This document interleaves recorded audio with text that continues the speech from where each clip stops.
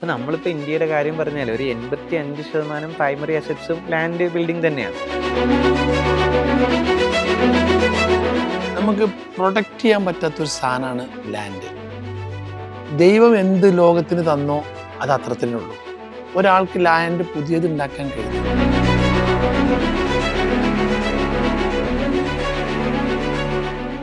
കേരളം എന്താണ്, കേരളത്തിന്റെ ഭൂപ്രകൃതി എന്താണ്, കേരളത്തിന്റെ സാധ്യതകൾ എന്താണെന്ന് പറഞ്ഞു കൊടുക്കുക. അവരും വലിയ ഫാക്ടറികളെ കുറിച്ച് ചിന്തിക്കേണ്ട.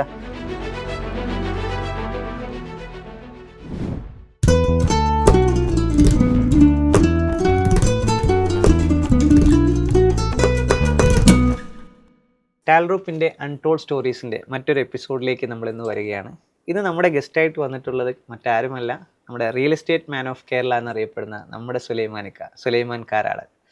അപ്പോൾ ശരിക്ക് ടാൽറൂപ്പിൻ്റെ കോൺസെപ്റ്റ് കേരളത്തിൽ ഒരു വലിയ ഡെവലപ്മെൻറ്റ്സ് സിലിക്കൺ വാലി മിഷനിൽ കൊണ്ടുവരുമ്പോൾ education, IT, startup, tourism, health care, ഈ മേഖലയിലേക്ക് ഭയങ്കരമായ സാധ്യതയുണ്ട്. പക്ഷേ എങ്ങനെ ടാൽറൂപ്പ് ഇപ്പോൾ ടെക്നോളജിയിൽ പറഞ്ഞാലും അല്ലെങ്കിൽ ഡിജിറ്റൽ അസറ്റ്സ് പറഞ്ഞാലും എൻഡ് ഓഫ് ദി ഡേ ഇതിൻ്റെയൊക്കെ പ്രോജക്റ്റുകൾ വരുമ്പോൾ സ്വാഭാവികമായിട്ട് ലാൻഡ് വേണം. നമ്മൾ വലിയൊരു IT പാർക്ക് ചെയ്യണം, അല്ലെങ്കിൽ ഒരു ഇൻ്റർനാഷണൽ യൂണിവേഴ്സിറ്റി ചെയ്യണം. അപ്പോൾ ഇതിനൊക്കെ എന്ത് ചെയ്യണം, റിയൽ എസ്റ്റേറ്റിൽ അത്രമേൽ എക്സ്പെർട്ടൈസ് ഒരാൾ നമ്മുടെ കൂടെ ഇല്ലാതെ, ടാൽറൂപ്പിൻ്റെ കൂടെ ഇല്ലാതെ ടാൽറൂപ്പിൻ്റെ മിഷൻ കംപ്ലീറ്റ് ചെയ്യത്തില്ല. അത് ആര് എന്ന ചോദ്യത്തിന് മറ്റൊരു ഉത്തരമില്ല. അങ്ങനെയാണ് നമ്മളിന്ന് ഈ ഒരു ഡിസ്കഷനിലേക്ക് വരുമ്പോൾ നമ്മുടെ ടാൽറൂപ്പിൻ്റെ ഒരു വലിയ പാർട്ട്ണറായിട്ടുള്ള കാരാടൻ ലാൻഡ്സിൻ്റെ സുലൈമാനിക്കായെ നിങ്ങളുടെ മുമ്പിലേക്ക് പരിചയപ്പെടുത്തുന്നത്. ടാൽറൂപ്പിൻ്റെ ആളായി, ടാൽറൂപ്പിൻ്റെ പാർട്ട്ണറായി, അല്ലെങ്കിൽ ടാൽറൂപ്പിൻ്റെ ഒരു കൊളാബറേറ്ററായിട്ട് പരിചയപ്പെടുത്തുന്നത്. വെൽക്കം സുലൈമാനിക്ക. Thank you. ഓക്കെ, അങ്ങനെ എന്താണ് നമ്മുടെ ഈ ഒരു real estate man of Kerala എന്നുള്ള ഒരു ബ്രാൻഡ്, അത് എങ്ങനെ നോക്കിക്കാണുന്നു? എന്തായാലും വളരെ സന്തോഷം. നല്ല ചോദ്യമാണ്. പിന്നെ നിങ്ങൾ അതിൻ്റെ ഇടയിലൊന്ന് പറഞ്ഞു, വേൾഡിൽ എല്ലാ സ്ഥലത്തും, എല്ലാ രാജ്യത്തും, ചൈന അടക്കല്ലേ, ഓസ്ട്രേലിയ, ദുബായ് ആട്ടെ, എല്ലായിടത്തും റിയൽ എസ്റ്റേറ്റ് എന്ന് പറഞ്ഞാൽ ലാൻഡാണ് പ്രധാനം. എന്തിനും ലാൻഡ് വേണമെന്നിപ്പോൾ സഫീറിൻ്റെ വായന്ന് വന്നല്ലോ. സത്യത്തിൽ അതൊരു ശരിയാണ്. ഒരു പ്രൊജക്റ്റ് ഇവിടെ കേരളത്തിൽ തുടങ്ങുകയാണെങ്കിൽ ആദ്യം ചില ആൾക്കാർ നമ്മളെ കേരളത്തിനെ സംബന്ധിച്ചിടത്തോളം പറയുകയാണെങ്കിൽ ഒരു ഷോപ്പിംഗ് മാള് അല്ലെങ്കിൽ ഒരു ഓഡിറ്റോറിയം എന്നുള്ളൊരു കൺസെപ്റ്റാണ്. പക്ഷേ ടാൽറൂപ്പിനെ പോലത്തെ സ്റ്റാർട്ടപ്പുകൾ വന്നപ്പോൾ കുറേ മേഖലയിലേക്ക് ലാൻഡ് ആവശ്യമാണ്. IT സെക്ഷൻ തന്നെ. അപ്പോൾ അതിന് കേരളത്തിൽ നല്ല എൻക്വയറീസ് ഉണ്ട്. അപ്പോൾ ആ ഒരു മേഖലയാണ് ഇപ്പോൾ യങ്സ്റ്റേഴ്സ് തിരഞ്ഞെടുത്തിട്ടില്ല. പഴയ കാലത്തെ ആ ഒരു ഒരു ബിൽഡിംഗ് ഉണ്ടാക്കുക, അത് വാടക കൊടുക്കുക എന്നുള്ളതിലുപരി ഇപ്പോൾ ഈ IT പാർക്കുകൾ വന്ന് ലാൻഡുകൾക്ക് കുറേ, ഇപ്പോൾ കൊച്ചിയിൽ തന്നെ, കൊച്ചി, വിഴിഞ്ഞം, അവിടെയൊക്കെ ലാൻഡുകൾ ഇപ്പോൾ വേറെ റേഞ്ചായി പോയി. വിഴിഞ്ഞൊക്കെ എന്ന് പറഞ്ഞാൽ ഒന്നും അല്ലാത്തൊരു സ്ഥലത്ത് അദാനി കൊടുത്തിട്ട് അത്രയും കോടികൾ ഇൻവെസ്റ്റ് ചെയ്തപ്പോൾ അവിടെ ലാൻഡ് ഭയങ്കര പ്രൈസ് കൂടിപ്പോയി. അങ്ങനെ പ്രൊജക്റ്റ് വരുന്ന ഇപ്പോൾ കേരളത്തിലെ കൊച്ചിയിലും ആട്ടെ, എല്ലാ സ്ഥലത്തും ലാൻഡുകൾക്ക് അപ്രിസിയേഷൻ കുറേ വന്നു തുടങ്ങി. അത് നിങ്ങളെപ്പോലത്തെ സ്റ്റാർട്ടപ്പുകളുടെ ഒരു വലിയ കടന്നുകയറ്റമാണത് ഇന്നത്തെ കാലത്ത്. ഷഫീറെ, ഞാൻ പറയട്ടെ, കുട്ടികൾ, നമ്മൾ ആദ്യം വിചാരിക്കും 10 ഏക്കർ ഉള്ളവനാണ് പണക്കാരൻ. ഇപ്പോൾ ഒരു വീടും സ്ഥലവും റബ്ബറും തോട്ടമൊക്കെ ഉള്ള ഒരു കാലഘട്ടം ഓർമ്മയുണ്ട്. അതായിരുന്നു വലുതെന്ന് നമ്മൾ വിചാരിച്ചിരുന്നു. പക്ഷേ ഇപ്പോൾ 2025 വന്നപ്പോൾ ടെക്കില്, അപ്പോൾ നിങ്ങളടുത്തൊക്കെ ഒരു വാല്യൂ, അതിൻ്റെ വാല്യൂ കണക്കാക്കാൻ പറ്റില്ല. നിങ്ങളുടെ കമ്പനീൻ്റെ വാല്യൂ ഇപ്പോൾ എത്ര കോടികൾ മതിക്കണം എന്നുള്ള അങ്ങനെയാണ് ട്രാൻസാക്ഷൻ നടന്നുകൊണ്ടിരിക്കുന്നത്. അതെ, ആ ഒരു ടെക്കിലേക്ക് വന്നപ്പോൾ തന്നെ ആൾക്കാരുടെ ഇതും പയ്യന്മാരുടെ ഒക്കെ ഇമേജും ഒക്കെ കൂടി. ഇപ്പോൾ യൂട്യൂബേഴ്സ്, അങ്ങനെയുള്ള ഫോളോവർമാർ, ഇൻഫ്ലുവൻസ്, അവരൊക്കെ വേറെ റേഞ്ചായി പോയി. അപ്പോൾ നമ്മൾ ഉദ്ദേശിച്ച പാതയിൽ നിന്ന് മാറി ലാൻഡ്, വീട്, ഒരു കാറ് എന്നൊക്കെ അതിലോടത്ത് നിന്ന് മാറി വേറെ ടെക്കിലേക്ക് പോയി ആൾക്കാർ. അപ്പോൾ അതിന് ഇപ്പോൾ പുതിയ പുതിയ ആൾക്കാർ ഉപയോഗശൂന്യമായിട്ടുള്ള ലാൻഡുകൾ എടുത്തിടുന്നില്ല, ഉപയോഗിക്കാൻ പറ്റിയ ലാൻഡുകളാണ് എടുക്കുന്നത്. ഇനി അതിൽ വേറൊരു പ്രത്യേകത കൊണ്ടുണ്ട്. ഇപ്പോൾ ഇവിടുന്ന് ദുബായ്, ഓസ്ട്രേലിയ, ലണ്ടൻ, അമേരിക്ക ഒക്കെ താമസിക്കുന്ന ആൾക്കാരത്ത് ഇവിടെ യൂസ് ഇല്ലാത്ത കുറേ ലാൻഡുകൾ കിടക്കുന്നുണ്ട്. അപ്പോൾ ടാൽറൂപ്പിനായിട്ട് ഇപ്പോൾ നമ്മൾ ജോയിൻ ചെയ്യുമ്പോൾ അങ്ങനത്തെ ലാൻഡുകൾക്ക് ഒരു പരിഹാരമായിട്ട് വരും. അതൊക്കെ എങ്ങനെ വർക്കൗട്ട് ചെയ്യാന്നുള്ളത് നമ്മൾ കാണുന്ന ഒരേ കാഴ്ചപ്പാടല്ല. നിരവധി ടെക്കിലൂടെ കുറേ സംഭവങ്ങൾ വരുന്നുണ്ട്. അപ്പൊ ഇതൊക്കെ നമുക്ക് ക്യാഷ് ആക്കി എടുക്കാൻ പറ്റും. ഈ ഒരു ഇപ്പൊ ജനറേഷനെ കുറിച്ച് പറയുകയാണെങ്കിൽ പിന്നെ ഒരു 65 കഴിഞ്ഞ് കഴിഞ്ഞാൽ അവർക്ക് ലാൻഡിനോടായിരുന്നു താല്പര്യം. ഇപ്പോഴത്തെ പുതിയ പയ്യന്മാർക്ക് കുറച്ച് ലാൻഡ് വേണമെന്ന് വെച്ചാൽ വെറുതെ ആവശ്യമില്ല അവർക്ക്. അവർ ടെക്നോളജിയാണ് ഇപ്പോൾ അവർ നോക്കുന്നത്. മനസ്സിലായി. അപ്പോൾ അങ്ങനത്തെ കുറേ ലാൻഡുകൾ കേരളത്തിൽ ഫ്രീ ആയിട്ട് കിടക്കുന്നുണ്ട്.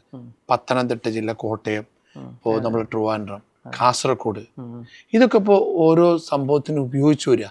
ഈ ഒരു 2030 കൂടിയിട്ട് നിങ്ങളുടെ യൂണിവേഴ്സിറ്റികൾ, ഇന്റർനാഷണൽ യൂണിവേഴ്സിറ്റികൾ, അതിലേക്കൊക്കെ ഈ ലാൻഡുകൾ വന്നുകൊണ്ടിരിക്കണം. പുതിയ നിങ്ങളെ ഈ ടെക്കിൻ്റെ ഇതിൽ. അപ്പോൾ അതാണ് നമുക്ക് ഈ ടാൽട്രോപ്പിനെ പോലത്തെ ഒരു സംഗതിയിൽ റിയൽ എസ്റ്റേറ്റിനെ എങ്ങനെ കൊണ്ടുവരാമെന്ന് നിങ്ങളുടെ കൂടെ ഒരു യാത്രയിൽ ഞാൻ കൂടുതൽ മനസ്സിലാക്കിയപ്പോൾ, ഇതൊന്നും അല്ലല്ലേ റിയൽ എസ്റ്റേറ്റ്. ഈ പയ്യന്മാരുടെ കൂടെ കൂടിയിട്ട് ചിന്തകൾ മാറ്റിയാൽ പല മേഖലയിലേക്കും പോകും. നമുക്ക് അറിയാത്ത മേഖലയാണ് പിന്നെ ടാൽട്രോപ്പ് എന്നൊക്കെ നമുക്ക് നിങ്ങളുടെ സംസാരത്തിനൊക്കെ നമുക്ക് അതൊക്കെ നമ്മൾ ക്യാച്ച് ചെയ്തു. മനസ്സിലായി. ഈ പുതിയ കുട്ടികൾ യങ്സ്റ്റർ അവർക്ക് ഇതാണ് ആവശ്യം. ഇപ്പോൾ നിങ്ങൾ ഒരു പയ്യനോട് വിളിച്ചിട്ട് ഒരു 10 ഏക്കർ റബ്ബറുണ്ട്, നീ അത് നോക്കി നടക്ക്, അത് വെട്ടി പാലെടുത്തു എന്ന് പറഞ്ഞാൽ 85-84 കാലഘട്ടങ്ങളിൽ ആവശ്യമാണ്. 2005 ഒരു പയ്യന് വേണ്ടാന്ന് പറയും. അപ്പൊ ടെക്നോളജിയാണ് ആവശ്യം. അതുകൊണ്ടാണ് നമ്മളും അതിലേക്ക് ഈ പ്രായത്തിലും നമ്മൾ കടന്നു വരുന്നത്. അതെ. ഇപ്പം നമ്മളിപ്പോൾ ഇന്ത്യയുടെ കാര്യം പറഞ്ഞാൽ ഒരു 85% പ്രൈമറി അസറ്റ്സും ലാൻഡ് ബിൽഡിംഗ് തന്നെയാണ്. ഒരു 9% അസറ്റ്സ് ആണ് ഗോൾഡിൽ വരുന്നത്. ബാക്കി ഒരു 6% ഡിജിറ്റൽ അസറ്റ്സുകൾ, നമ്മൾ ഈ സ്റ്റോക്ക് മാർക്കറ്റിലേക്ക് കാണുന്ന സംഭവം. അപ്പോൾ ഇതാണ് മാറാൻ പോകുന്നത് എന്ന് പറഞ്ഞാൽ നമ്മൾ ഈ 6% ഡിജിറ്റൽ അസറ്റ്സുകൾ ഈ 85% ഫിസിക്കൽ അസറ്റ്സും കമ്പൈൻ ആകാൻ പോവാണ്. അതായത് പണ്ട് കാലത്ത് ഇപ്പോൾ നമ്മളിപ്പോൾ കിംസിൻ്റെ കാര്യം പറയുമ്പോൾ കിംസ് ഒരിക്കലും ഇനി ആ സ്ഥലവും ബിൽഡിംഗ് ആയിട്ട് വിൽക്കത്തില്ല. അത് കിംസ് എന്നുള്ള ബ്രാൻഡാണ്. അപ്പം മുമ്പ് ഡിജിറ്റൽ അസറ്റ്സ് എന്ന് പറഞ്ഞാൽ സോഫ്റ്റ്വെയർ ആണെങ്കിൽ ഇപ്പോൾ ബ്രാൻഡായി. അപ്പം നമ്മൾ പറയുന്നത് എന്താണ്, ഒരു വെറുതെ കിടക്കുന്ന ഒരു ലാൻഡ്, ആ ലാൻഡിലേക്ക് അവിടെ ഒരു ബ്രാൻഡഡ് ആയിട്ടൊരു പ്രോജക്റ്റ് വരുന്നു. ആ പ്രോജക്റ്റ് വന്നു കഴിഞ്ഞാൽ അവിടെ മേ ബി നടക്കുന്ന റിസർച്ച് ആൻഡ് ഡെവലപ്മെൻറ്റ് ആയിരിക്കും, അല്ലെങ്കിൽ ഇന്റർനാഷണൽ യൂണിവേഴ്സിറ്റി ആയിരിക്കും, അല്ലെങ്കിൽ IT പാർക്ക് ആയിരിക്കാം. അതിനാണ് പിന്നീട് വിലയിടുന്നത്, ആ ബ്രാൻഡിനാണ് പിന്നീട് വിലയിടുന്നത്. അപ്പോൾ ഈ ഫിസിക്കൽ അസറ്റ്സുകൾ ഡിജിറ്റൽ അസറ്റ്സുകളായിട്ട് മാറിക്കൊണ്ടിരിക്കുകയാണ്. അപ്പം വെറും സോഫ്റ്റ്വെയർ അല്ലെങ്കിൽ ഒരു ടെക്നോളജി പ്രൊഡക്റ്റ് എന്നതിനപ്പുറം അതൊക്കെ മാറി. ഇനി എന്ത് ചെയ്യണം, ഫിസിക്കൽ അസറ്റ്സും കൂടി കണക്ട് ചെയ്യപ്പെടുന്ന ഡിജിറ്റൽ അസറ്റ്സുകൾ വേണം. വെറും ഒരു സോഫ്റ്റ്വെയർ എന്നതിനപ്പുറത്തേക്ക് എവിടെയാണ് നിങ്ങളുടെ ഏരിയ, നിങ്ങളുടെ റിസർച്ചിൻ്റെ ഏരിയ എങ്ങനെയാണ്, അതിൻ്റെ പ്രോഡക്റ്റ് ഡെവലപ്പ് ചെയ്യപ്പെടുന്ന ഏരിയ എവിടെയാണ്, അവിടെ ഇരിക്കുന്ന വർക്ക് ചെയ്യുന്ന ഏരിയ, ഇതെല്ലാം കൂടി കണക്ട് ചെയ്തിട്ടാണ് ഇപ്പോൾ എന്ത് ചെയ്യുന്ന അസറ്റ്സിന് വാല്യൂ വരുന്നത്. അപ്പോൾ ഇതൊരു വലിയ സാധ്യതയാണ്. ഇപ്പോൾ ടാൽട്രോപ്പും കാണുന്ന ഒരു വലിയ സാധ്യത തന്നെയാണ്. ഇപ്പോൾ ടൂറിസം എന്ന് പറഞ്ഞാൽ കേരളത്തിന് ഗോഡ്സ് ഓൺ കൺട്രി എന്നൊരു ബ്രാൻഡുണ്ട്. പക്ഷേ ഇപ്പോൾ ഇൻ്റർനാഷണലി ഇപ്പോൾ എത്രയോ രാജ്യങ്ങളിൽ നമ്മുടെ ആളുണ്ട്. ഇപ്പോൾ ഒരു സ്റ്റഡി അബ്രോഡ് വഴി ഒരു 7000 പേര് കാനഡയിൽ പോയി എന്ന് പറഞ്ഞാൽ, ഒരു വർഷം പോയി എന്ന് പറഞ്ഞാൽ, ആ 7000 പേർക്ക് നമ്മളൊരു ആപ്പ് കൊടുത്ത് ഒരു ലോഗിന് കൊടുത്തു കഴിഞ്ഞിട്ട് കേരളത്തിലെ ഓരോ ടൂറിസം പ്ലേസുകൾ പ്രൊമോട്ട് ചെയ്ത് കഴിഞ്ഞാൽ ഇവരുടെ കെയർ ഓഫിൽ ടൂറിസ്റ്റിലൂടെ വരും. ഈ വന്നു കഴിഞ്ഞാൽ നമുക്ക് ടൂറിസത്തിൽ ഒരുപാട് ഡെവലപ്മെൻറ്റ്സ്, ഇനിയും 5-star ഹോട്ടൽസുകൾ വേണം, അതോടൊപ്പം വേറെ ടൂറിസം സ്പോട്ടുകൾ ഡെവലപ്പ് ചെയ്യണം. അപ്പോൾ റിയൽ എസ്റ്റേറ്റിൽ ഭയങ്കരമായ സാധ്യതയുണ്ട്. അപ്പോൾ ഡിജിറ്റൽ അസറ്റ്സും ഈ ഫിസിക്കൽ അസറ്റ്സും കമ്പൈൻ ചെയ്യപ്പെടണമെന്നുള്ളതാണ്. അപ്പോൾ കേരളത്തിൻ്റെ ടൂറിസം സാധ്യതയൊക്കെ എത്ര % നമ്മൾ എക്സ്പ്ലോർ ചെയ്തിട്ടുണ്ടാവും? സുലൈമാനിക്കയുടെ ഒരു പോയിന്റ് ഓഫ് വ്യൂ എത്രയുണ്ടാവും? നിങ്ങൾ പറഞ്ഞ ഒരു കാര്യത്തിൽ ആദ്യം ഒരു കാര്യം പറയാം. ഈ നമുക്ക് പ്രൊട്ടക്റ്റ് ചെയ്യാൻ പറ്റാത്തൊരു സാധനമാണ് ലാൻഡ്. ദൈവം എന്ത് ലോകത്തിന് തന്നോ അത് അത്രത്തിനുള്ളൂ. ഒരാൾക്ക് ലാൻഡ് പുതിയത് ഉണ്ടാക്കാൻ കഴിയുന്നത്, കാടുകളെ വെട്ടുന്നുണ്ട്, അല്ലെങ്കിൽ പിന്നെ കടലുകളെ നിരത്തുന്നുണ്ട്, ഇതല്ലാണ്ട് പുതുതായിട്ടൊരു സംഗതി വരുന്നില്ല. ഇപ്പോൾ റിയൽ എസ്റ്റേറ്റ് എന്ന് പറഞ്ഞ സംഭവം ലാൻഡിന് എന്നും പ്രൈസ് കൂടിക്കൊണ്ടിരിക്കും. പിന്നെ നിങ്ങൾ പറഞ്ഞ ഹോസ്പിറ്റൽ, യൂണിവേഴ്സിറ്റികൾ, ഇപ്പോൾ ബ്ലാക്ക് സ്റ്റോൺ പോലത്തെ കമ്പനികൾ അമേരിക്കയിൽ നിന്നും ഇവിടുന്നൊക്കെ വന്നിട്ട് പർച്ചേസ് ചെയ്യുന്നത് കേരളത്തിലെ ഹോസ്പിറ്റലുകളാണ്. ഇപ്പോൾ 3-4 ഹോസ്പിറ്റൽ അവർ ടേക്ക് ഓവർ ചെയ്തു. അറിയാമല്ലോ, ഞാൻ പേര് പറയുന്നില്ല. അപ്പോൾ അത് ഇപ്പോൾ യൂണിവേഴ്സിറ്റികൾ ഇപ്പോൾ ഇവിടെ ഓപ്പണാക്കി കേരള ഗവൺമെൻറ് കൊടുത്തു. എത്രയോ വർഷങ്ങൾ മുമ്പ് വരേണ്ടതാ. അങ്ങനെയാണെങ്കിൽ ഇപ്പോൾ ലണ്ടനിലും മറ്റോടത്തൊക്കെ പോയി ഇപ്പോൾ യൂണിവേഴ്സിറ്റികൾ വരും. അപ്പോൾ അവിടേക്ക് ലാൻഡ് വരൽ തുടങ്ങി. പിന്നെ ഇപ്പോൾ ലാസ്റ്റ് പറഞ്ഞ ടൂറിസം മേഖല ശരിക്കും ഗോഡ്സ് ഓൺ കൺട്രി തന്നെ. ഈ വിഴിഞ്ഞെന്ന് പറഞ്ഞ സ്ഥലം ഏതാണ്ട് സഫീറിൻ്റെ നാടിൻ്റെ അടുത്തൊരു സ്ഥലമാണ്. അവിടെ ഡെപ്ത് 40 or 30 above മീറ്റർ ഡെപ്താണ്. ഏറ്റവും വലിയ ഷിപ്പ് വരുന്ന ഒരു ലാൻഡായിട്ട് ഇത്രയും കടൽ കേരളത്തിലുണ്ടായിട്ട് ആ വിഴിഞ്ഞത്തിൻ്റെ ഒരു ഭാഗ്യം നോക്കണം. ആ വിഴിഞ്ഞത്ത് അത്രയും അദാനിക്കൊരു ധൈര്യം വന്ന് അവിടെ ഇൻവെസ്റ്റ് ചെയ്തപ്പോൾ അവിടെ കംപ്ലീറ്റ് ഒരു 40 കിലോമീറ്റർ സറൗണ്ടിങ്ങിൽ ബൂമിങ് വന്നു. കറക്റ്റ് ലാൻഡ് ബൂമിങ് വന്നു. ഗോഡ്സ് ഓൺ കൺട്രി എന്ന് പറഞ്ഞാൽ അതാ. തൊട്ടപ്പുറത്ത് തമിഴ്നാട് 5 കിലോമീറ്റർ പോയാൽ അത് നമുക്കാ കിട്ടിയത് ആ ഭാഗ്യം. ലോകത്തിലെ ഏറ്റവും വലിയ നല്ലൊരു പോർട്ടായിട്ട് നമുക്ക് കിട്ടിയുള്ളൂ. അത് ദൈവത്തിൻ്റെ ഒരു ഗോഡ്സ് ഓൺ കൺട്രി. ഇനിയും തൊട്ടപ്പുറത്ത് തന്നെ ഒരു സ്ഥലമുണ്ട് എന്ന് പറഞ്ഞാൽ ആ ഡെപ്തില്ലേ. അപ്പോൾ ഞാൻ പറഞ്ഞു വന്നതെന്ന് വെച്ചാൽ ടൂറിസത്തിൽ ഇപ്പോൾ വയനാട്, ഇടുക്കി എല്ലാ സ്ഥലത്തും ഞങ്ങളെ നിലമ്പൂർ മേഖല ഒരു വലിയ ഒരു പുഴകൾ വരുന്ന 5-6 പുഴകൾ വരുന്ന ഒരു സ്ഥലമാണ്. അതിനെ ടൂറിസ്റ്റാക്കി. അപ്പോൾ എല്ലാ സ്ഥലവും ഭയങ്കര ചാൻസാണ്. ബീച്ചാണെങ്കിലും കായലാണെങ്കിലും ആലപ്പുഴ ആണെങ്കിലും എല്ലാത്തിനും ഇതിനൊക്കെ വേണ്ടത് നിങ്ങൾ പറഞ്ഞു. സഫീർ അവിടെയും സഫീർ പറഞ്ഞു 5 സ്റ്റാർ ഹോട്ടലുകളാണ്. ഇതിനും വേണം ലാൻഡുകൾ. ഇപ്പോൾ പൂവാറ് മുതൽ കേരളത്തിൻ്റെ ബോർഡർ തുടങ്ങിയിട്ട് കാസർഗോഡ് വരെ മറ്റേ 5 സ്റ്റാർ താജും ഇവിടെയൊക്കെയാണ് നമ്മളെ കാസർഗോഡുള്ളത്, അറിയില്ലേ? പിന്നെ അവിടെ അപ്പോൾ അത്തരം ഹോട്ടലുകൾ ഇനിയും ചാൻസ് വളരെ അധികം. കാരണം ദിവസം തോറും വളർന്ന് വന്നുകൊണ്ടിരിക്കുക. അപ്പോൾ ഈ 4-5 മേഖലയിൽ ഇനിയും കേരളം വളർന്നുകൊണ്ടിരിക്കുക. ഹോസ്പിറ്റല്, മറ്റേ ടെക്ക്, അതുപോലെ തന്നെ യൂണിവേഴ്സിറ്റികൾ, പിന്നെ അങ്ങനെ ടൂറിസം വളർന്നു. ഇതിനൊക്കെ ആവശ്യമായിട്ടുള്ള പ്രൊഡക്റ്റാണ് ഈ ലാൻഡ്. അപ്പൊ എന്നും പിന്നെ ടാൽഡ്രോപ്പിന്റെ ഒപ്പം കൂടിക്കഴിഞ്ഞാൽ ടാൽഡ്രോപ്പിന്റെ ഇത് വേറൊരു സംഭവമായിട്ട് തന്നെ ഞാൻ കണക്കാക്കുന്നത്. അതായത് ഇപ്പോൾ ഇന്നത്തെ ഒരു ക്ലാസ് തന്നെ ഞാൻ കേട്ടു. പിന്നെ നിങ്ങളെ പിന്നെ യൂട്യൂബിലും ഇൻസ്റ്റയിലൊക്കെ ഞാൻ പോയി കാണാറുണ്ട്. അത് എന്താ പറയാ, നമ്മളൊന്നും കാണാത്തയും അറിയാത്തയും മേഖല. ചൈനയിൽ ഉണ്ടാക്കുന്ന പ്രൊഡക്റ്റ്, കുട്ടികളെ പഠിപ്പിക്കുന്ന സംഗതികൾ, ഇപ്പോൾ എന്തുകൊണ്ട് ഇതാ റിയൽ എസ്റ്റേറ്റിൻ്റെ കാര്യങ്ങൾ, അങ്ങനെ ഓരോരോ ഡെയിലി ആ കുട്ടികൾക്ക് എന്തുണ്ടോ അവരുടെ മൈൻഡിൽ അതിനെ പുറത്തേക്ക് എടുത്തിട്ട് വരക്കാനാണോ, ഉണ്ടാക്കാനാണോ, ചെടി ഉണ്ടാക്കാനാണോ, മൈക്ക് ഉണ്ടാക്കാനാണോ, ഇതിനെ അവരുടെ മൈൻഡ് ഡെവലപ്പ് ചെയ്യുന്ന ഒരു സംഭവമാണ് ഇപ്പോൾ ചെയ്യുന്നത്. ഇപ്പോൾ നിങ്ങളുടെ വില്ലേജുകൾ 140ഓളം വില്ലേജുകളായി. വില്ലേജ് പാർക്ക് എന്ന് പറയുന്നത് ഒരു സാധാരണക്കാരനൊക്കെ എത്രമാത്രം സഫീറ ഗുണങ്ങളുണ്ടെന്നറിയോ? ഐ എം റിയലി, ഞാൻ പറയട്ടെ, അവർക്കൊക്കെ അവരെ ചെറിയ സ്ഥലത്ത് നിങ്ങളുടെ ഈ ടെക്ക് എത്തി, നിങ്ങളുടെ സ്പീച്ച് എത്തിയാൽ ആ കുട്ടികൾ വേറെ റേഞ്ച് ആകാം. മറ്റേത് അവർക്ക് എന്താ പറയുക, BSc നഴ്സിംഗ്, BCom, കമ്പ്യൂട്ടർ, ഈ 3-4-5 സാധനങ്ങളെ ഇവർക്ക് അറിയുള്ളൂ. ഇപ്പം അതിൻ്റെ അപ്പുറം 3 മാസത്തെ കോഴ്സ്, 6 മാസത്തെ കോഴ്സിലൊക്കെയാണ് കുട്ടികൾ വരുന്നത്. അപ്പോൾ എന്തായാലും വളരെ അധികം സന്തോഷം. കാരണം വെച്ചാൽ ഈ ഒരു റിയൽ എസ്റ്റേറ്റ് മേഖലയിൽ നിങ്ങളോട് കൈകോർക്കാൻ പറ്റിയില്ലേ, ഞങ്ങൾ ഭയങ്കര സന്തോഷത്തിലാണ്. അപ്പോൾ നമ്മളിപ്പോൾ ബ്ലാക്ക് റോക്കിൻ്റെ കാര്യം പറയുമ്പോൾ ബ്ലാക്ക് റോക്കൊക്കെ വേൾഡിലെ ഏറ്റവും വലിയൊരു ആസറ്റ് മേക്കിംഗ് കമ്പനീസ് ആണെന്ന് പറയാം. കാര്യം അവരിലാണ് ലോകത്തുള്ള എല്ലാ അസറ്റ്സുകളുടെയും ഓണർഷിപ്പ് ഉള്ളത്. അപ്പോൾ സത്യത്തിൽ നമ്മൾക്കും ഇതുപോലുള്ള അസറ്റ്സ് മേക്കിംഗ് സംവിധാനങ്ങൾ ഇവിടെ ഉണ്ടാക്കാൻ കഴിയും. ഇപ്പോൾ ടാൽഡ്രോപ്പ് ഒരു ഡിജിറ്റൽ അസറ്റ് മേക്കിംഗ് കമ്പനിയാണെന്ന് പറഞ്ഞപ്പോൾ നമ്മൾ പറഞ്ഞതാണ്, ഓക്കെ, ഇലോൺ മസ്ക് എവിടെ നിന്നാണ് പൈസ ഉണ്ടാക്കി? ഇപ്പോൾ പേയ്പാൽ ഉണ്ടാക്കി വിറ്റതാണ്. ഇതുപോലുള്ള പേയ്പാൽ ഉണ്ടാക്കാനും വിൽക്കാനും നമുക്കും പറ്റും. കുറേ ലാർജ് അസറ്റ്സുകൾ നമുക്ക് മേക്ക് ചെയ്യാൻ പറ്റും. ഇപ്പോൾ സ്വിഗ്ഗി, കർണാടകയിൽ ഒരു പയ്യൻ ഉണ്ടാക്കിയ സ്റ്റാർട്ടപ്പിൻ്റെ വില 1 ലക്ഷം കോടിയാണ്. ഈ 1 ലക്ഷം കോടിയുടെ 10% എന്ന് പറഞ്ഞാൽ 10,000 കോടിയായി. അതിൻ്റെ 1% എന്ന് പറഞ്ഞാൽ 1000 കോടിയായി. അതായത് ചോദ്യം ഇതാണ്, 1000 കോടി വലിപ്പമുള്ള കർണാടകയിൽ ഒരു പയ്യൻ ഉണ്ടാക്കിയ സ്റ്റാർട്ടപ്പിൻ്റെ 1% വലിപ്പം ഉണ്ടാക്കുന്നവർ കേരളത്തിൽ ഇല്ലയെന്ന് വെച്ചാൽ ഉണ്ട്. ആ മാർക്കറ്റ് ഇതുവരെ നമ്മൾ എക്സ്പ്ലോർ ചെയ്തിട്ടില്ല എന്നാണ്. ആ മാർക്കറ്റ് നമ്മൾ ഇതുവരെ എക്സ്പ്ലോർ ചെയ്തിട്ടില്ല. നമുക്ക് 140 അസംബ്ലി കോൺസ്റ്റൻസി ഉണ്ട്. ഒരു അസംബ്ലി കോൺസ്റ്റൻസിന്ന് ഒരു സ്റ്റാർട്ടപ്പ്. ഇപ്പോൾ നമ്മൾ കോഴിക്കോട് ഫറൂഖ് കോളേജിൽ അഗ്രികൾച്ചർ ഇൻഡസ്ട്രിയിൽ ഈ സ്വിഗ്ഗിയുടെ 1% വലിപ്പമുള്ള ഒരു കമ്പനി ഉണ്ടാക്കാനുള്ള കുട്ടികളില്ലേ? തീർച്ചയായിട്ടും ഉണ്ട്.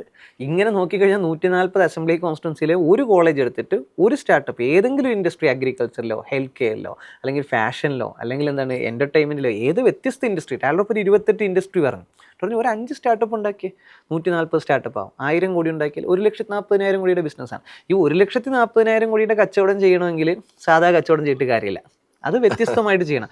എന്നാൽ 10%-ലേക്ക് എത്തിയാലോ? ഇത് എന്ത് ചെയ്തു? മാറി 14 ലക്ഷം കോടിയായി. നമ്മൾ പറഞ്ഞതിനൊക്കെ അങ്ങ് സ്വിഗ്ഗി പോലെ എത്തിക്കഴിഞ്ഞാലോ വേറെ ലെവലായി ഈ സാധനം. അപ്പോൾ നമ്മൾ പറയണത് അങ്ങനെ ഒരു സാധ്യത ഇവിടെ ഉണ്ട്. പക്ഷേ ഇതിന് നമ്മൾ ഈ ലാൻഡുകളുമായിട്ട് കണക്ട് ചെയ്യണം. ഇപ്പോൾ IT പാർക്ക് കേരളത്തിലേക്ക് വരണം, സ്റ്റാർട്ടപ്പ് ഹബ്ബുകൾ കേരളത്തിൽ വരണം. കാര്യം കേരളത്തിൻ്റെ ഒരു ഭൂപ്രകൃതി എന്ന് പറഞ്ഞാൽ വലിയ വ്യവസായശാല ചെയ്യാൻ പറ്റിയ മണ്ണല്ല. ഇപ്പോൾ പല ആളുകളും പറയും BMW എന്തുകൊണ്ട് ഇവിടെ വരുന്നില്ല? BMW ഒന്ന് പോർട്ടിനടുത്ത് 500 ഏക്കർ ചോദിച്ചാൽ ഒരു ഗവൺമെൻറ്റും എടുത്ത് കൊടുക്കത്തില്ല. നാഷണൽ ഹൈവേക്ക് എടുത്ത് ഒരു 500 ഏക്കർ ചോദിച്ചാൽ കൊടുക്കത്തില്ല.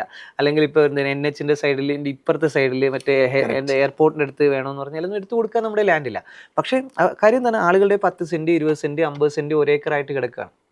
പക്ഷെ ഇതേ സാധനം തമിഴ്നാട് ചോദിച്ചാലോ ഒറ്റ ആളിനെ അവർക്ക് എടുത്തു കൊടുക്കാം, അല്ലെ 2 പേരുടെ എടുത്ത് കൊടുക്കാൻ പറ്റും. കർണാടകയിൽ അതെ, ഇത് അപ്പോൾ കേരളത്തിന്റെ ആളുകൾ മനസ്സിലാക്കേണ്ടത് കേരളത്തിന്റെ ഭൂപ്രകൃതി ഒരു 35% ലാൻഡേ നമുക്ക് യൂസ് ചെയ്യാനുള്ളൂ.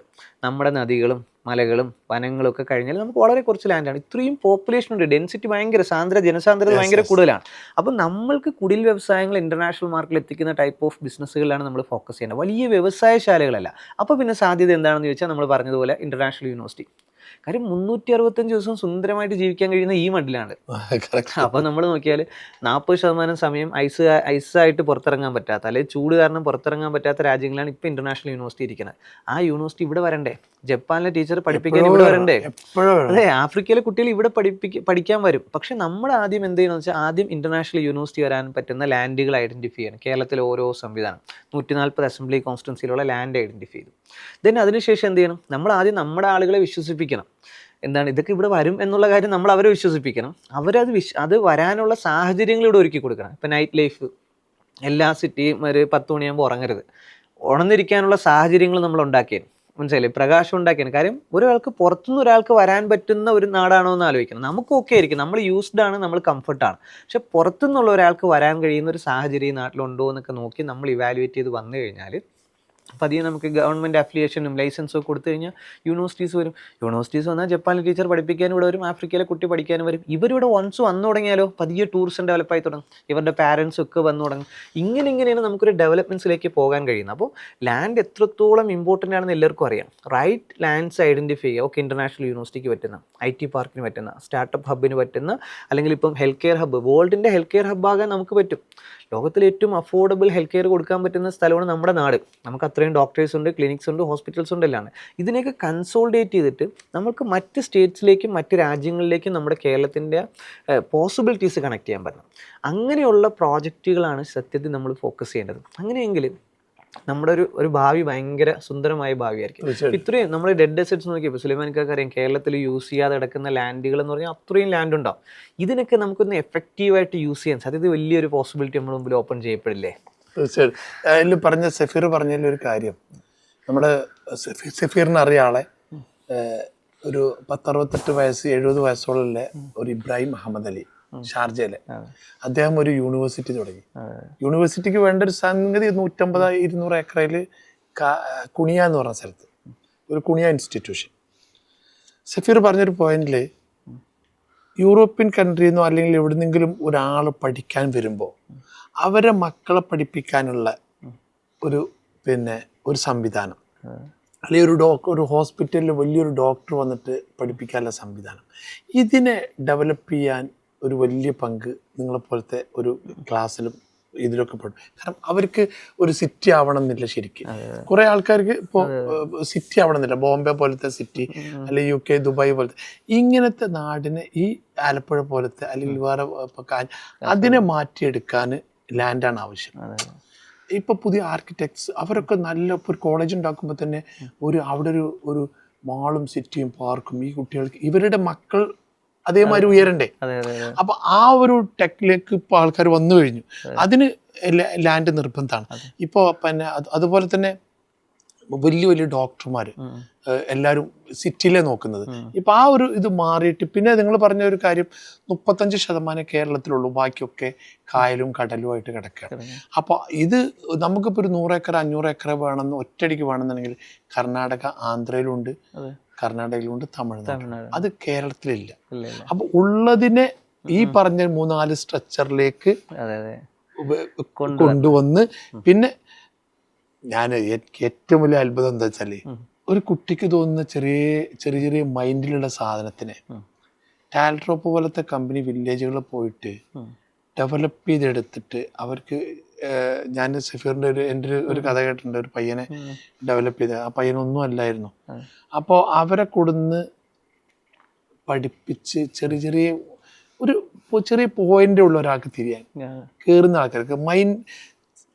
ഇപ്പോൾ സഫീറിന്റെ ക്ലാസ്സിൽ പോട്ടെ എന്ന് പറയുന്ന ആൾക്കാർ ഒരിക്കലും അവർ ഉയരില്ല.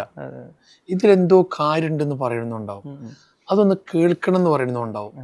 അവരെ രക്ഷപ്പെടുള്ളൂ, അവരെ ചിന്തിക്കുള്ളൂ, അവരെ ഇതിലേക്ക് തോട്ട് കൊടുത്തിട്ട് അതിനെ ചെയ്യാൻ പറ്റുള്ളൂ. ചിലപ്പോൾ ഒരു പാട്ടുകൊണ്ട് കഴിച്ചിലാക്കിയ രക്ഷപ്പെട്ട ആളുണ്ട്, ഒരു വാക്കുകൊണ്ട് രക്ഷപ്പെട്ട ആളുണ്ട്. ഏതൊരു കുട്ടി ചിലപ്പോൾ ശരിയാവും ചിലപ്പോൾ ശരിയാവില്ല എന്ന് പറഞ്ഞു. അങ്ങനെയുള്ള ചെറിയ ചെറിയ ചെറിയ ചെറിയ സംഭവം കൊണ്ട് രക്ഷപ്പെട്ട ആൾക്കാരാണ്. അതിന് ഇന്നത്തെ കാലത്ത് വേണ്ട ഒരു സാധനമാണ് ടാലന്റ് റോപ്പ്.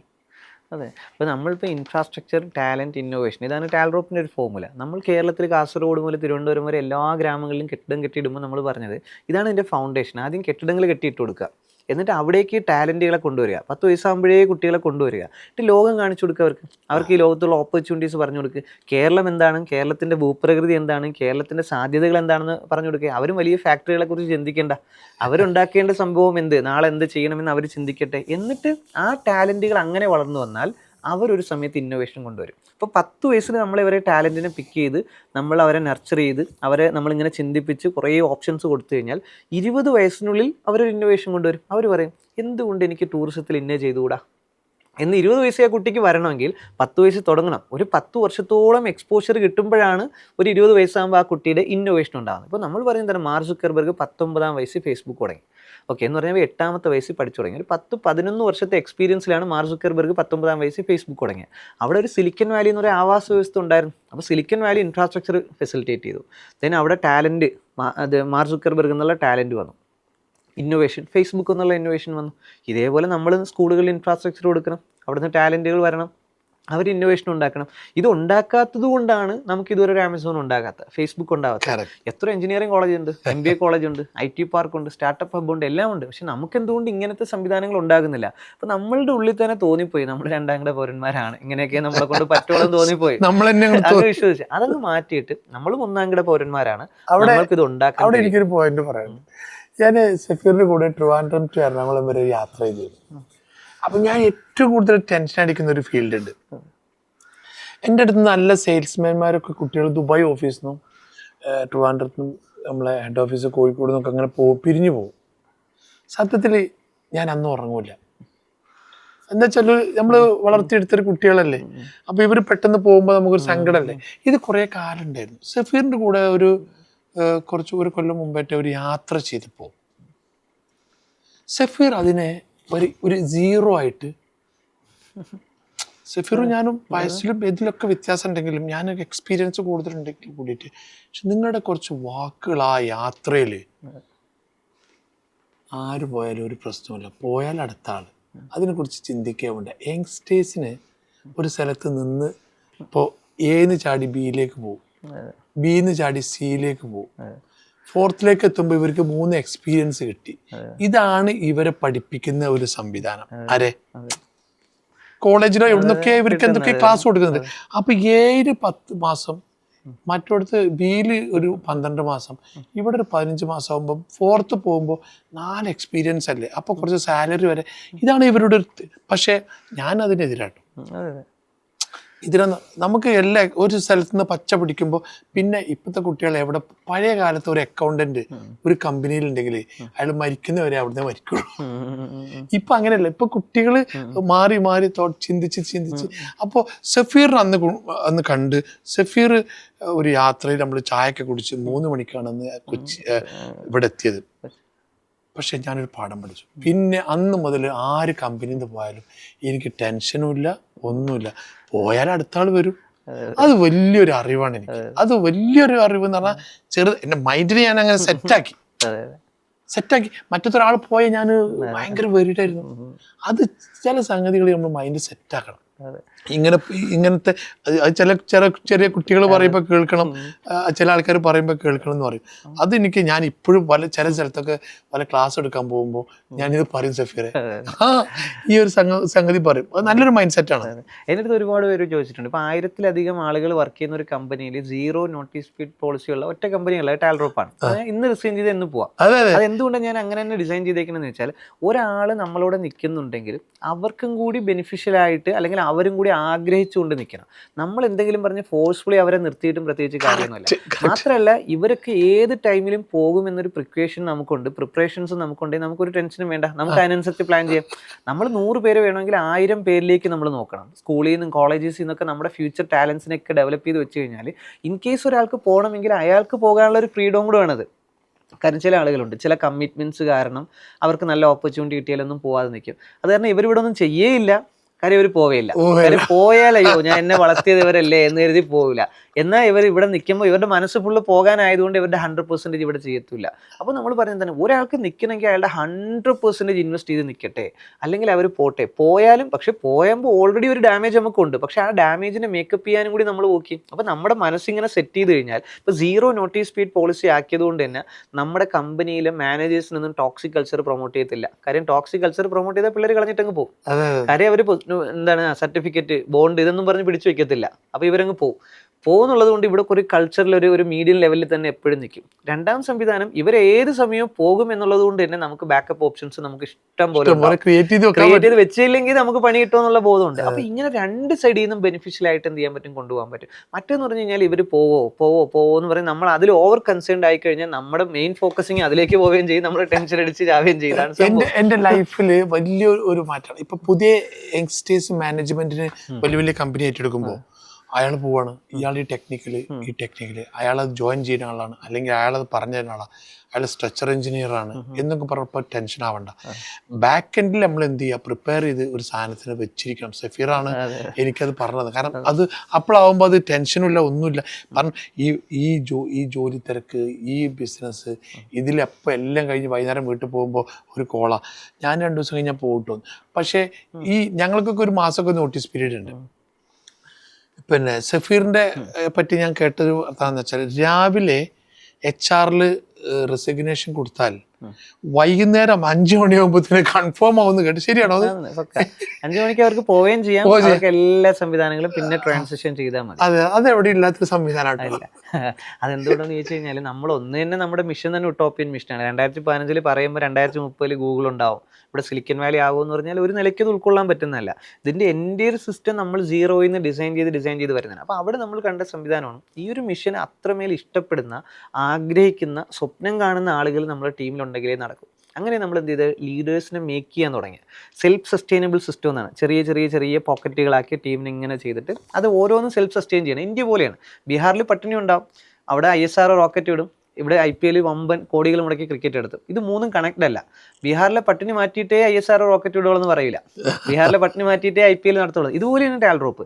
ചില സ്ഥലങ്ങളിൽ പ്രശ്നം ഉണ്ടാവും, ചില സ്ഥലങ്ങളിൽ സൂപ്പറായിരിക്കും. എല്ലാം സെപ്പറേറ്റ് ചെയ്തു, ഓരോ ലീഡർഷിപ്പിന് അണ്ടറിലേക്ക് സെപ്പറേറ്റ് ചെയ്തു. അപ്പോൾ ഈ ലീഡറിനെ നമ്മൾ 0യിൽ നിന്ന് ഉണ്ടാക്കിയെടുത്ത് സ്കൂളുകളിൽ നിന്ന് 2015, 16, 17 സ്കൂൾസിൽ നിന്നും കോളേജസിൽ നിന്നും പിക്ക് ചെയ്തവരാണ് ടാൽ ഡ്രോപ്പിൽ ഇന്ന് നിൽക്കുന്നത്. ലീഡേഴ്സ് ഡ്രിവൺ കമ്പനിയാണ്, എംപ്ലോയീസ് അല്ല ഡ്രൈവ് ചെയ്യണം. ലീഡേഴ്സൊക്കെ എന്താണ്, ഒരു കാലത്തെ സ്റ്റുഡൻ്റ് ആയിരുന്നു, ഒരു കാലത്ത് ഇന്ത്യൻ ആയിരുന്നു, ഒരു കാലത്ത് വോളണ്ടിയർ ആയിരുന്നു. അവർ വളർന്നു വന്നിട്ട് ലീഡർ ആയതാണ്. അപ്പോൾ സ്വാഭാവികമായിട്ട് അവർ ജനിച്ചു വളർന്നതാണ്. ഇപ്പം നമുക്ക് നമ്മുടെ പാരൻസിനോട് ഇത്ര ഇമോഷൻ എന്തുകൊണ്ടാണ്, നമ്മൾ അവരെ ജനിച്ചപ്പോഴേ കണ്ടതുകൊണ്ടാണ്, അല്ലെങ്കിൽ ജനിച്ചു വളർന്ന അവിടെ ആയതുകൊണ്ടാണ്. പെട്ടെന്ന് ഒരാളെ കണ്ടാൽ നമുക്ക് ആ ഇമോഷൻ വരില്ല. ഓക്കെ, പക്ഷേ അതുപോലെ നമ്മൾ കുറേ ആളുകളെ വളർത്തിയെടുത്താൽ ലോങ് ടൈം മിഷൻ ആകുമ്പോൾ നമുക്ക് വളർത്തിയെടുക്കാൻ ടൈമുണ്ട്. എനിക്ക് 2015 പോലെ തുടങ്ങും, കാര്യം എനിക്കറിയാം ഇത് സക്സസ് ആവണം 2030 ആവുള്ളൂ. 10 രൂപയും സമയം എടുത്താലേ ഇതിൽ നല്ല ടീമിനെ ഉണ്ടാക്കിയെടുക്കത്തുള്ളൂ. അങ്ങനെ നമ്മൾ ഉണ്ടാക്കിയെടുത്തു. ആവശ്യമുള്ള ആളുകൾ അപ്പോഴെടുത്തു. അപ്പോഴുള്ളവർ വന്നും പോയി നിൽക്കും. പക്ഷേ അവരങ്ങനെ വന്നും പോയി നിൽക്കില്ല. കാര്യം അവർ ഫോം ആയതേ ഇവിടെ നിന്നാണ് എന്നുള്ളത് കൊണ്ടാണ് ഇത്രയും ലോങ് ടൈം മിഷനിൽ നമുക്ക് നിൽക്കാൻ പറ്റുന്നത് തന്നെ. ഓക്കെ, അപ്പോൾ സുലൈമാനിക്ക് ഇപ്പോൾ ഇവിടെ നമ്മളിപ്പോൾ കാസർഗോഡ് മുതൽ തിരുവനന്തപുരം വരെ കേരളത്തിലുള്ള ഏകദേശമുള്ള ഡീലുകൾ ചെയ്തിട്ടുണ്ട്, വിദേശത്തുള്ള ഡീലുകൾ ചെയ്തിട്ടുണ്ട്. കേരളത്തിൻ്റെ റിയൽ എസ്റ്റേറ്റിൻ്റെ ഇപ്പോഴത്തെ ഒരു സാഹചര്യം, നിലവിലത്തെ സാഹചര്യം എങ്ങനെയാണ് പോകുന്നത്? ഒരു കാലത്തും ഇവിടെ വില കുറഞ്ഞിട്ടില്ല.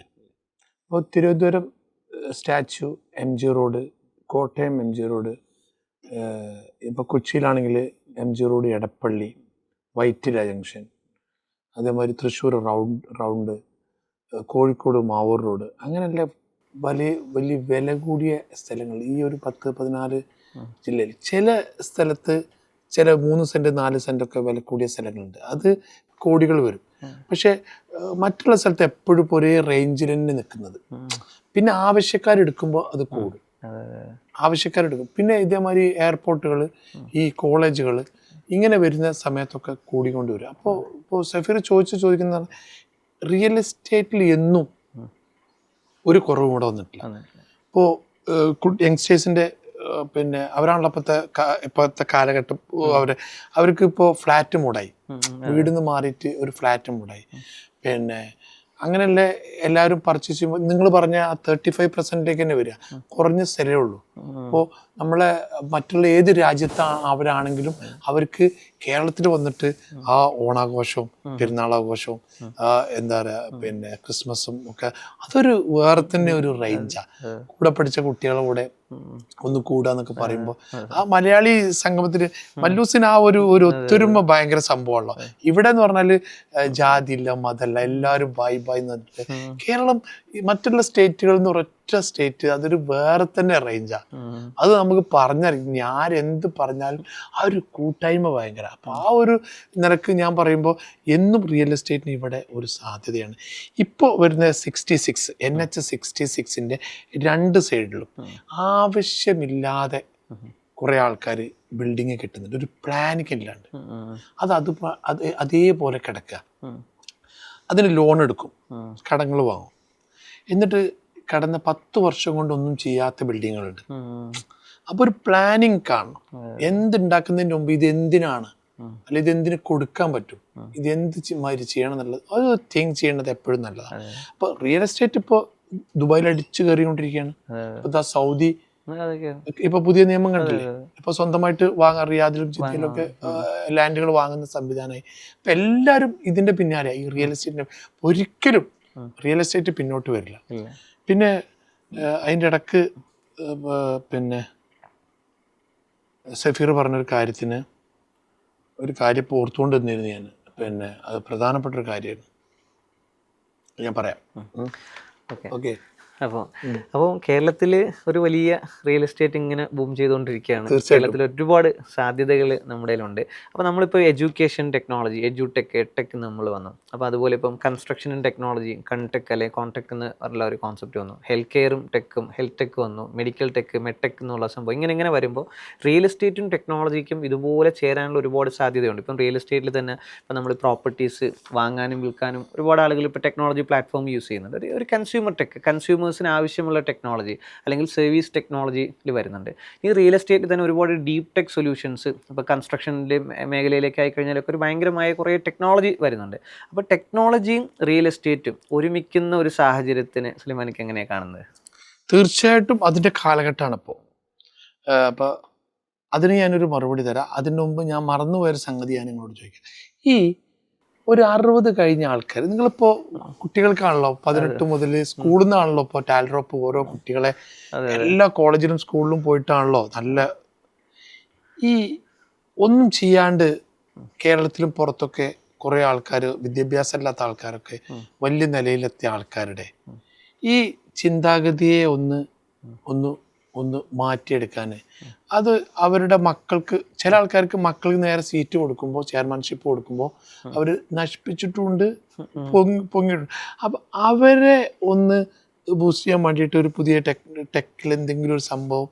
ഇപ്പം നിങ്ങൾ പറഞ്ഞ നിങ്ങൾ ഇതിന് മുമ്പ് ചോദിച്ച ചോദ്യം, ടെക്കും റിയൽ എസ്റ്റേറ്റും ചെയ്യുമ്പോൾ അതാണ് ഇനി വരുന്ന കാലം.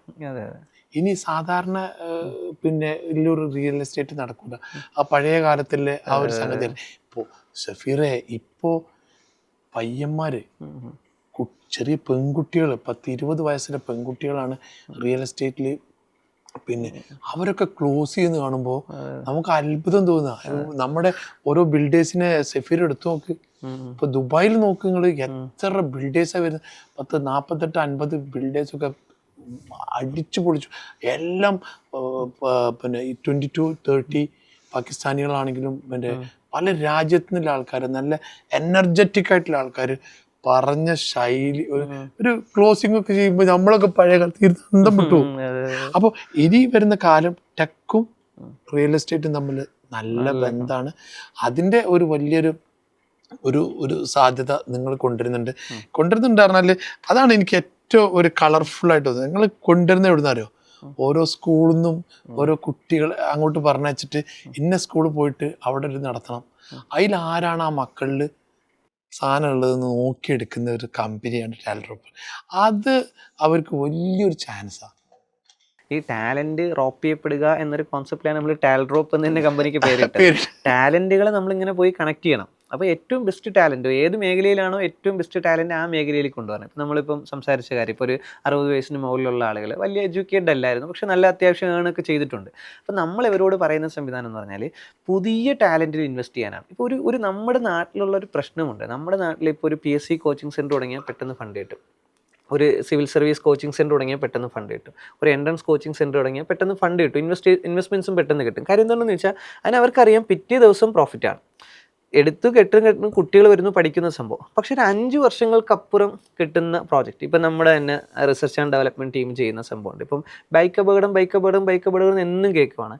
ഈ ഡെലിവറി ബോയ്ക്കൊന്നും ഒരിക്കലും എന്ത് ചെയ്യത്തില്ല, അതല്ലാതെ ബൈക്ക് അല്ലാതെ ഒരു സംഭവം എടുക്കാനും പറ്റില്ല. ഓക്കെ, ഒരാൾ പാഷൻ കൊണ്ട് ബൈക്ക് എടുക്കുന്നത് പോലെയല്ല മറ്റേവർക്ക്. അപ്പം ഇവർക്ക് വേണ്ടി പുതിയൊരു വാഹനം ഡിസൈൻ ചെയ്യണം, പുതിയൊരു വാഹനം ഡിസൈൻ ചെയ്യണം, അവർക്ക് കംഫർട്ടാവുന്ന. അപ്പം മഴ പെയ്താലും അവർക്ക് പ്രശ്നമില്ല, മഴ നനയാത്ത സംഭവം. ഇപ്പം മെഡിക്കൽ ഡിവൈസിൻ്റെ സപ്ലൈ, അല്ലെങ്കിൽ ഇപ്പം നമ്മൾ പറഞ്ഞ മരുന്ന് സപ്ലൈ ചെയ്യണം, അല്ലെങ്കിൽ ഫുഡ് സപ്ലൈ ചെയ്യുമ്പോഴൊക്കെ നല്ലൊരു സെക്യൂർ ആയിട്ടൊരു അറ്റ്മോസ്ഫിയർ ആണ്. അപ്പോൾ അതിൻ്റെ അകത്ത് സ്റ്റോർ ചെയ്ത് വെക്കാൻ പറ്റും. ഓട്ടോയും കൊണ്ട് പോകാൻ പറ്റില്ല. അപ്പോൾ ഒരു ബൈക്കിൻ്റെ അല്ലെങ്കിൽ കുറച്ച് വലിപ്പമുള്ള ഒരു സംഭവം, ഒരു 3 ടയറുള്ള ഒരു പുതിയ ഡിവൈസ് അല്ലെങ്കിൽ പുതിയൊരു വാഹനം ഡെവലപ്പ് ചെയ്യപ്പെടുന്ന ഒരു കോൺസെപ്റ്റ് കേരളത്തിൽ പറഞ്ഞു കഴിഞ്ഞാൽ കേരളത്തിൽ അതിന് ഇൻവെസ്റ്റ്മെൻറ്റ്സ് കിട്ടില്ല. കാര്യം എന്ന് പറഞ്ഞാൽ ഇതൊക്കെ ഏത് കാലത്ത് വന്ന് ഇത് നടപ്പിലാവുന്നത്. അപ്പോൾ ഇങ്ങനെയുള്ള സംവിധാനങ്ങളാണ് നമ്മളിപ്പോൾ Sam Altman, open AI, ChatGPT develop ചെയ്തിട്ട് ഒരു 5-6 വർഷം കഴിഞ്ഞിട്ട് മീഡിയയുടെ മുമ്പിൽ വന്ന് പ്രസൻറ്റ് ചെയ്യുന്ന സമയത്ത് മീഡിയ ചോദിക്കുന്നുണ്ട്, ഇതിന് എങ്ങനെയാണ് നിങ്ങൾ വരുമാനം ഉണ്ടാക്കാൻ പോകുന്നതെന്ന് ചോദിക്കുമ്പോൾ അവൻ പറയുന്നത് ഐ ഡോണ്ട് നോ എന്നാണ്, എനിക്കറിയില്ലെന്നാണ്. ഇത് വന്നിട്ട് ഞാൻ ഇതിനോട് ചോദിക്കും ഫണ്ട് എങ്ങനെ കിട്ടുമെന്ന്. അപ്പോൾ ആളുകൾ ചിരിച്ചു. പക്ഷേ ഇന്ന് നമ്മളൊക്കെ ബിസിനസ് മോഡൽ നോക്കുന്ന ChatGPTയിൽ സെർച്ച് ചെയ്തിട്ടാണ്. അതിൽ 2 കാര്യങ്ങളാണ്. ഒന്ന്, അവൻ ഉണ്ടാക്കുന്ന പ്രൊഡക്റ്റിലുള്ള അവൻ്റെ കോൺഫിഡൻസ് ആണ്. 2, അവൻ്റെ ആ ബ്ലൈൻഡ് ഐഡിയക്ക് $1 ബില്യൺ ഫണ്ട് ചെയ്യാൻ അവിടെ ഇൻവെസ്റ്റേഴ്സ് ഉണ്ടായിരുന്നു.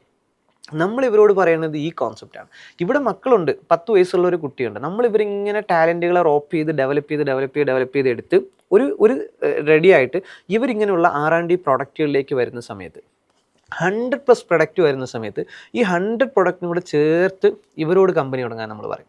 എന്നിട്ട് നിങ്ങൾ ഇൻവെസ്റ്റ് ചെയ്യവർക്ക് ഇതിൽ 10 ബ്രേക്ക് ഈവൺ ആയാൽ മതി, കിട്ടിയ 1000 ഇരട്ടി കിട്ടും. മനസ്സിലായില്ലേ? നമ്മൾ ഇങ്ങനെയുള്ള, അതായത് ഇവരോട് പറയുന്നത് ഫ്യൂച്ചറിസ്റ്റിക് ആയിട്ടുള്ള ബിസിനസ്സുകൾ ചെയ്യാൻ ക്യാപ്പബിൾ ആയിട്ടുള്ള തലമുറ ഇവിടെ ഉണ്ട്. പക്ഷെ അവരെ ബാക്ക് ചെയ്യാൻ ആളില്ല.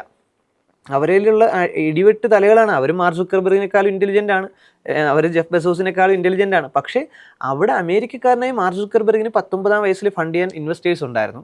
ഇവിടെ ഉള്ള 19-ാം വയസ്സിൽ ഇൻവെസ്റ്റ്മെൻറ്റ് കിട്ടുന്നില്ല. നമ്മൾ പല ആളുകളും പരാതി പറയുന്നത് കേരളത്തിൽ ഫണ്ട് വരുന്നില്ല. കേരളത്തിൽ അന്നും ഇന്നും ഫണ്ട് വരില്ല, ടാലൻറ്റിലേ ഫണ്ട് വരുള്ളൂ. ടാലൻറ്റിലാണ് ഫണ്ട്. എന്നെ വിശ്വസിച്ചിട്ടാണ് ആളുകൾ ഫണ്ട് ചെയ്യേണ്ടത് എന്ന് പറയുമ്പോൾ ഓരോരുത്തരും, ഇപ്പോൾ സുലൈമാനൊക്കെ വിശ്വസിച്ചിട്ടാണ് ഒരാൾ ഫണ്ട് ചെയ്യണത്. അതല്ലാണ്ട് കോഴിക്കോട് കൊണ്ട് പൈസ ഇടാന്ന് പറഞ്ഞിട്ടല്ലല്ലോ ഇടുന്നത്. എന്ന് പറയുമ്പോൾ മാർക്ക് സുക്കർബർഗിനെ വിശ്വസിച്ചിട്ടാണ് അവിടെ ഫണ്ട് നടക്കുന്നത്. ജാക്മെ, ചൈനയുടെ ഒരു കുടിൽ വ്യവസായങ്ങളെ ഇൻ്റർനാഷണൽ മാർക്കറ്റിൽ എത്തിക്കാൻ ജാക്മ അലിബാബ ഉണ്ടാക്കുമ്പം അലിബാബയിലല്ല ജാക്മയിലാണ് അവിടെ ഇൻവെസ്റ്റ്മെൻറ്റ്സ് നടക്കുന്നത്. പക്ഷേ ഇതുപോലെ ഒരു 100 CR ഇൻവെസ്റ്റ് ചെയ്യാൻ പറ്റുന്ന ടാലൻറ്റ്സ് കേരളത്തിൽ എവിടെയെന്ന് വെച്ചാൽ ഇല്ല.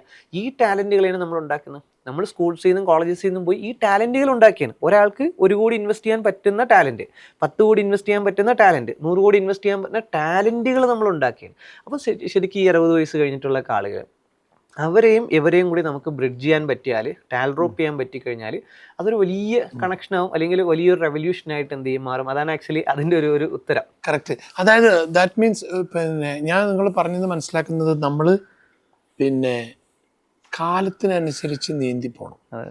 അപ്പോൾ നിങ്ങൾക്ക് കുട്ടികൾ വരുന്ന ഒരു സംഗതിയിൽ ഞാൻ ഇപ്പോൾ പിന്നെ ഇപ്പോൾ AI-ലാണ് 8ാം ക്ലാസ് വരെ പഠിച്ചു എന്ന് പറഞ്ഞിട്ട് കാര്യം. നമ്മൾ കാലത്തിനനുസരിച്ചിട്ട് മാറി ഇങ്ങനെ വരും. ഇപ്പം ഇനിയിപ്പോൾ യൂട്യൂബും ഇൻസ്റ്റയൊക്കെ ഇനി കുറച്ച് ബാക്കിലേക്ക് വരികയാണെങ്കിൽ വേറെ ടെക്നോളജി വരാൻ പോകും.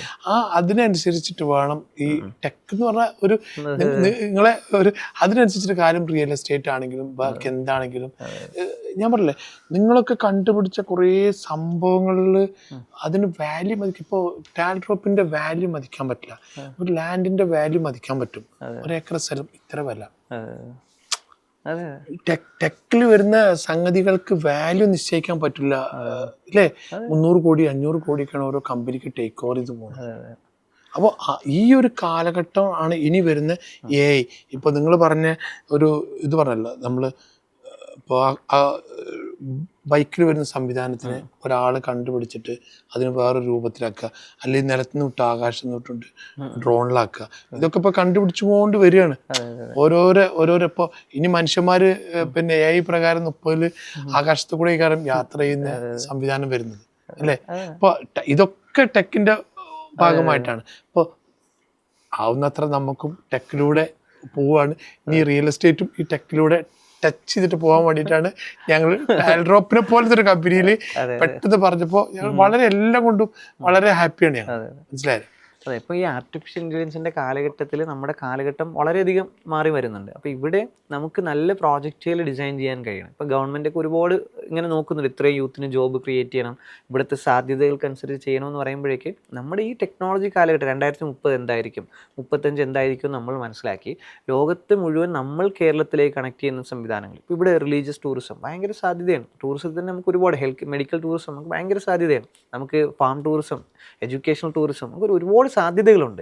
അത് ഹെൽത്ത് കെയറിൽ നമുക്ക് ഒരുപാട് സാധ്യതകളുണ്ട്. ഇതിനനുസരിച്ചിട്ട് റിയൽ എസ്റ്റേറ്റ് പ്രോജക്റ്റ് ഡിസൈൻ ചെയ്യാൻ നമ്മളൊരു സമൂഹത്തെ പ്രിപ്പയർ ചെയ്യിക്കണം. അപ്പോൾ ഞാനിപ്പം സുലൈമാനിക്കടുത്ത് നമ്മൾ സംസാരിക്കുമ്പോൾ പറയുന്നത് കൺവെൻഷൻ സെൻറ്ററും ഷോപ്പിംഗ് മാളുകളും എന്നതിനപ്പുറത്തേക്ക് റിയൽ എസ്റ്റേറ്റിൽ സാധ്യതകളുണ്ടെന്ന് നമ്മൾ കേരളത്തിനെ പഠിപ്പിക്കണം. അതിന് ഈ പറയുന്ന യൂത്തും ഈ റിയൽ എസ്റ്റേറ്റ് ആളുകളും കൂടെ കണക്ട് ആണ്. നമ്മുടെ യൂത്ത് നമ്മൾ നേരിടുന്ന പറഞ്ഞാൽ അവർ പറഞ്ഞു ഇതിനൊരു 100 ഏക്കർ ആവും അല്ലെങ്കിൽ ഇതിനൊരു 10 ഏക്കർ ആവും എന്നുള്ളത് കൊണ്ട് പിന്നെ അവർ ആ വഴിക്ക് പോകില്ല. കാര്യം അവർക്ക് അറിയില്ല. അത് അതിനിടയ്ക്കൊരു കാര്യം ചോദിക്കട്ടെ, ഈ യൂത്തിന് പഴയ കാലത്തേക്ക് നീന്തലും ചാടലും പിന്നെ ഭക്ഷണവും ഒക്കെ അതിലേക്ക് തിരിച്ചു വരുന്നുണ്ട് ആൾക്കാർ. അതിനെ കുറിച്ച് എന്താ സഫീർ? ശരിക്കും ഇപ്പം നമ്മൾ പറഞ്ഞത് അഗ്രികൾച്ചർ ഇല്ലാതെ ലോകം മുന്നോട്ട് പോകില്ല, ടെക്നോളജി ഇല്ലാണ്ട് മുന്നോട്ട് പോകില്ല. രണ്ട് രീതിക്കാണ് ആളുകൾ കാണുന്നത്. ഒന്ന് ഈ പറയുന്ന ജോബ് മടുത്തിട്ട് ടോക്സിക് കൾച്ചറും രാവിലെ തൊട്ട് രാത്രി വരെ അങ്ങനെ കിളി പറഞ്ഞിട്ടുള്ള അവസ്ഥയിൽ ആളുകൾ റിട്ടേൺ വന്ന് കൃഷിയിലേക്ക് ഇറങ്ങുന്നുണ്ട്. സത്യം അതല്ല അവിടെ ശരിക്കും കൃഷി എന്ന് പറഞ്ഞാൽ ആളുകൾക്ക് കൃഷിയിൽ എന്തായിട്ടുണ്ടെന്ന് വെച്ചാൽ കീടങ്ങൾ വരും, അപ്പോൾ കീടനാശിനി അടിക്കേണ്ടി വരും, അപ്പോൾ ക്യാൻസർ പോലുള്ള മാരക അസുഖങ്ങൾ വരും. അപ്പോൾ ഇവിടെ കീടങ്ങൾ വരാതിരിക്കണമെങ്കിൽ ടെക്നോളജി ഉപയോഗിച്ച് കൃഷി ചെയ്യണം. അപ്പോൾ നമുക്കൊരു ഫാർമർ എന്നൊക്കെ പറയുമ്പോൾ നമ്മുടെ മനസ്സിലുണ്ട് ഒരാൾ ഒറ്റ തുണിയെ കൊടുത്തിട്ട് അല്ലെങ്കിൽ ഒരു തോർത്ത് കൊടുത്തിട്ട് തലയിൽ ഒരു കെട്ടും കെട്ടിയിട്ട് വയലിൽ പണിയെടുക്കുന്ന ആൾ. അതല്ല ഇനി ഫാർമർ. ഇനി ഫാർമർ എന്ന് പറയുമ്പോൾ ഡോക്ടറിനെ പോലെയാണ്, വൈറ്റ് കോട്ടൊക്കെ ഇട്ട് നിൽക്കുന്ന എല്ലാം വാട്ടറൊക്കെ